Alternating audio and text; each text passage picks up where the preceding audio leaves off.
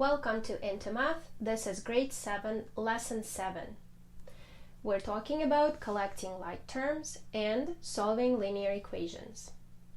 A term is a combination of a letter and a number that's separated by multiplication.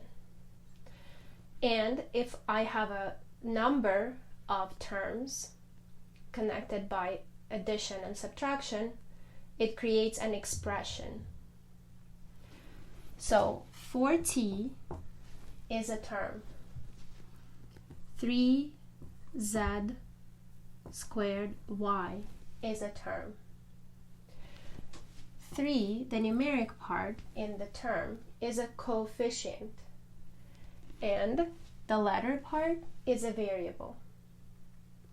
When terms have the exact same variables with the exact same exponent, or the degree, we call it, of the exact same degree, then they are called like terms.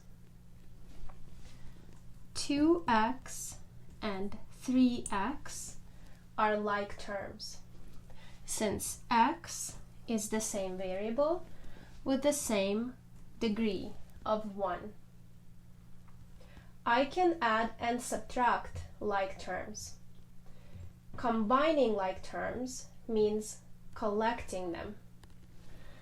Say I have an expression 2x plus 3x minus x. I can combine all of these and create one term. 2x plus 3x is 5x, and minus 1x. When there's nothing in front of the variable, it's a coefficient of 1. Then I'll get 4x as a collective term. In order to solve a simple linear equation, you need to think in terms of division.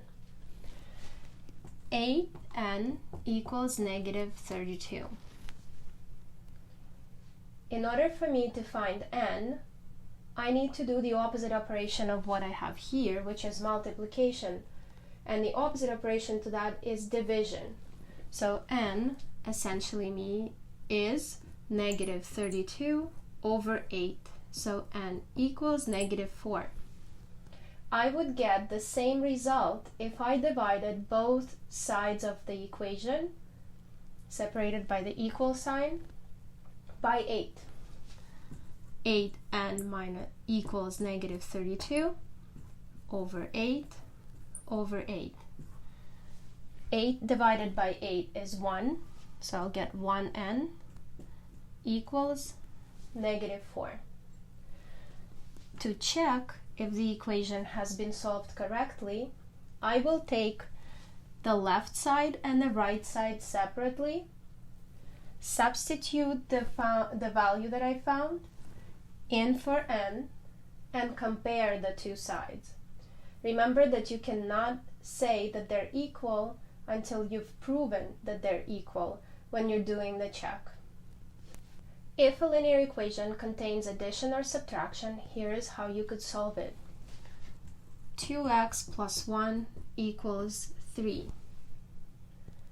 I can always add or subtract something to the equation or from the equation, as long as I'm doing it to both sides of the equation. So in this case, my goal is to isolate for x. I want to solve for x. I need to eliminate everything on one side and get the result on the other side. So I will subtract 1 from both sides of the equation. That will help me get rid of positive 1 on this side, because the opposite numbers cancel each other out and become 0. So I'll get 2x equals 3 minus 1. So 2x equals 2. Then I end up with multiplication, which requires an opposite operation of division.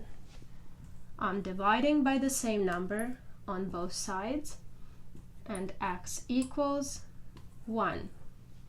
Don't forget to check if that's the correct answer by substituting 1 back in for x. if I have addition, subtraction, and multiplication on both sides of the equation, here is how we can solve it. 2x plus 3 equals x minus 4. I will collect like terms on the left and on the right.